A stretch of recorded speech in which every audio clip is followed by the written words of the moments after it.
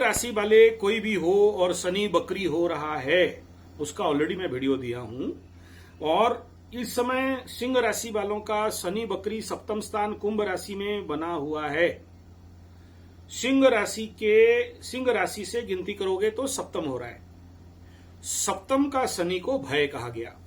Positive कराएगा, business को भी बढ़ाएगा, रिलेशनशिप में वृद्धि देगा, ये बहुत सारे आपके यात्राओं को देगा। हो सकता है थोड़ा सा युद्ध, और सब 7th हाउस युद्ध को भी कहा गया, कंपटीशन, फाइटिंग, बिजनेस, स्पाउस, ये सारा बताया गया है ना।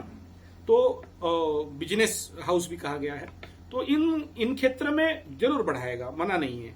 लेकिन जो सबसे ज्यादा सिंह राशि वालों को अगर कहीं से ज्यादा इफेक्ट आने वाला है तो फियर फोबिया का वृद्धि होना। जैसे आप बोल रहे हो कि अभी मेरे को डर लग रहा है या नेगेटिव थॉट्स आ रहे हैं, तो ये कंडीशन थोड़ा सा ज्यादा होंगे।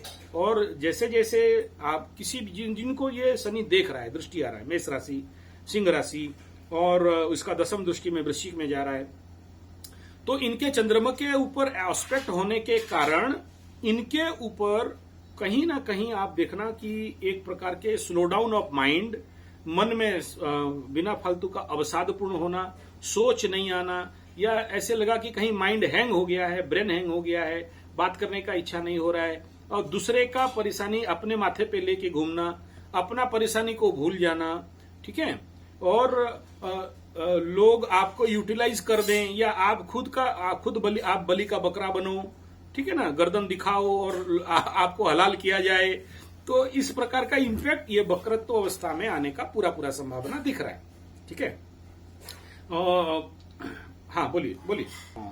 ये जब शनि और बृहस्पति जो कंडीशन आप बता रहे हो, और सिंह राशि के नेचुरली बृहस्पति सिंह राशि से जब सिंह राशि के लिए बृहस्पति वक्रत्व का फल, अभी तो नक्षत्र परिवर्तन किए हैं, और जब वक्रत्व लेंगे तो नेचुरली आपसे भाग्यस्थान पे जाएंगे, भाग्यस्थान पे वक्रत्व आएगा।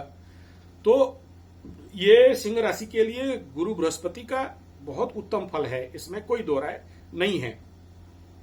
लेकिन बकरी होने के बाद राहु की ओर जाएंगे, तो अगर आपका राहु का महादशा इस समय सिंह राशि वालों का चला और गुरु बकरी होके गुरु चांडाल लगाया, तो उसका फल रिवर्स इफेक्ट में मिलने लगेगा, ठीक है।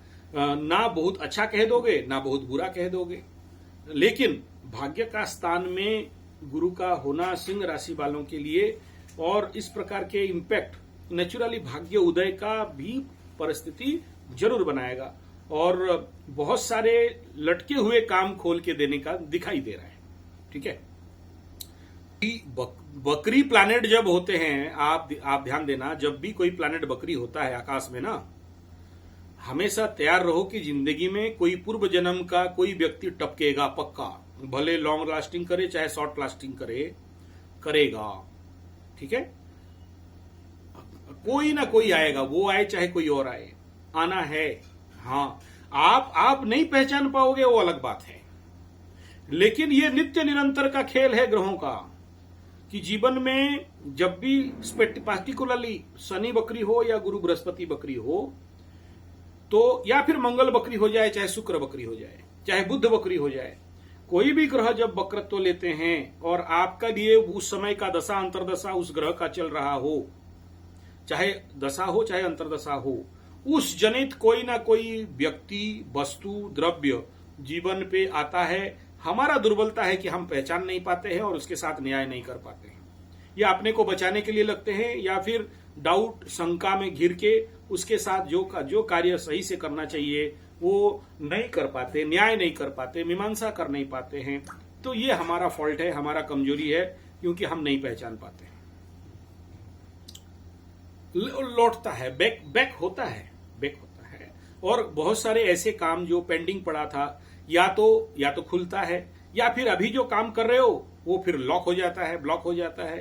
तो इस प्रकार के मल्टी इफेक्ट यहां पर आते हैं। सिंगल इफेक्ट बोल के आप ऐसे आशा बना के बड़े अच्छे सपना देख के मत बैठो, डबल इफेक्ट रहता है इसमें वक्रत्व काल में। किसी का रुक जाता है, किसी का खुल जाता है, ठीक है। हाँ, ये तो जीवन का नियम है, कभी अप कभी डाउन, कभी बहुत अच्छा कभी बहुत खराब। आप कभी ये मत सोचो कि मेरा जिंदगी पूरा सपाट प्लेन एक लाइन का एकदम एनएच के ऊपर जैसे चल रहा है, नहीं होगा।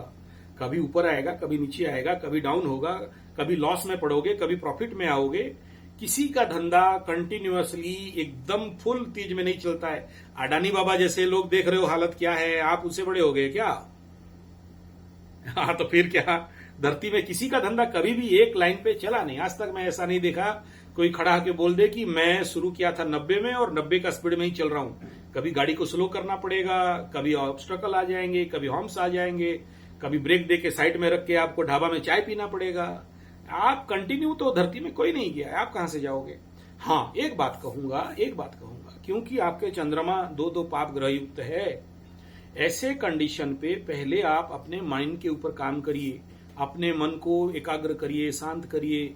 ऋषिकेश में रहते हो, ऋषिकेश के पास रहते हो तो शिवानंद आश्रम में चले जाओ और वहां पर कम से कम 1-2 महीना का साधना वेदांत शिविर होता है या फिर विपासना का शिविर है। इस प्रकार का ट्रेनिंग करके अपने मन को मैनेजमेंट करना सीखिए। मन को अगर एकाग्र करने सीख गए तो फिर आपके लिए जो उथल पुथल चल रहा है, अप एंड डाउन चल रहा है, वो रहेगा नहीं। एक फ्री फ्लो ऑफ लाइफ आना चालू हो जाएगा। जो भी बाधा, विघ्न, ऑब्स्ट्रकल, डिटैचमेंट और आपको जो मतलब दिशाहीन कर देता है, कभी कभार आपको भटकाव कर देता है, आपके लक्ष्यहीन कर देता है, ये सारा एनर्जी आप जब बैलेंस करने लगोगे तो आपको दिशाहीन, लक्ष्य भ्रष्ट नहीं कराएगा और आपका जिंदगी सुख, शांति, समृद्धि से अच्छा से चलने लगेगा।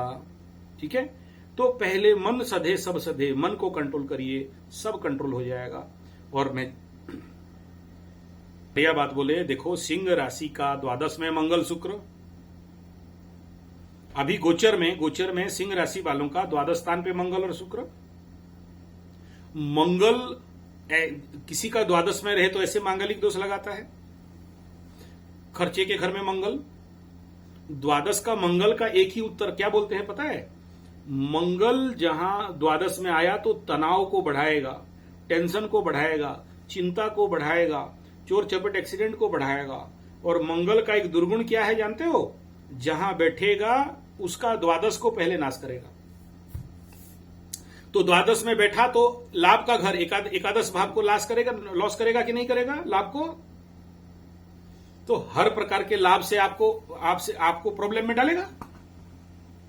तो ये कर रहा है वो, जब तक आपके घर में आएगा तो आपको और क्रोध बढ़ाएगा। 30 तारीख को घुसेगा सिंह राशि में मंगल, सिंह राशि में घुसेगा तो और तनाव बढ़ाएगा और झूठ बोलवाएगा आपसे, आपके मुंह से। ठीक है ना, हड़बड़ी करवा देगा, गलती कर दोगे, गलती करके बाद में पछताओगे। तो वो तो कोई करेक्ट बात तो नहीं है। पीछे शुक्र आ रहा था, शुक्र भी घुसेगा, अभी कामना वासनाओं को बढ़ाएगा। बात करो, जाएंगे अभी मीटिंग में जाएंगे, बोलो। तो द्वादश का शुक्र है, कामना वासनाओं को, द्वादश बेडरूम में शुक्र बैठा मंगल के साथ, अति उग्र कामनाओं को बढ़ाएगा। फिर ढूंढोगे कहां है, बॉम्बे का लड्डू खाएंगे। तो अभी ये हो रहा है, मुंबई का लड्डू के पीछे पड़ोगे, फिर लग्न में दोनों घुसेंगे तो और बकरी होके और जाएंगे, तो बॉम्बे का लड्डू का इच्छा बहुत बढ़ेगा। बोले मुंबई का लड्डू के साथ साथ थोड़ा सा वो कुल्फी भी खिला दो बोलोगे। ठीक है ना, आइसक्रीम भी खाएंगे, खाली बॉम्बे का लड्डू मजा नहीं आएगा बोलोगे। ठीक है, ये तो सिंह राशि वालों का अभी प्रेजेंट कंडीशन है, होना स्वाभाविक है। हाँ, और आगे फिर द्वितीय घर में जाएगा तो और धन का हानि कराएगा। धन के घर में मंगल बैठे तो अच्छा तो करता नहीं है। ठीक है, और धन के घर में, बुध के घर में इस बार जाएगा तो बहुत सारे लोगों को एक्सीडेंट करवाएगा। सिंह वालों को स्पेशल कह रहा हूं। द्वितीय स्थान का मंगल शनि से षडाष्टक, ये और गुरु बृहस्पति से छठा स्थान, ये याद रखना, एक्सीडेंटल इफेक्ट को बहुत बढ़ाएगा। बुध के घर में मंगल, ठीक है, 3 महीना के बाद। अभी तो 30 तारीख को सिंह राशि में घुसेगा, 45 दिन के बाद 45 दिन वहां रहेगा, 45-50 दिन रहेगा। उसके बाद जाके कन्या के घर में घुसेगा। कन्या राशि मतलब सिंह का द्वितीय स्थान, धन वाणी परिवार का स्थान, मंगल वहां बैठेगा, बड़ा वनरेबल कंडीशन देने वाला है। तो उसको थोड़ा, ये 3 महीना 4 महीना थोड़ा सावधान रहो बस। अभी मत भिड़ो, किसी के पचड़े में मत घुसो, अपने को पहले ठीक कर लो, है ना। हाँ ठीक जी, राम राम, कोई बात नहीं, ठीक है, राम राम।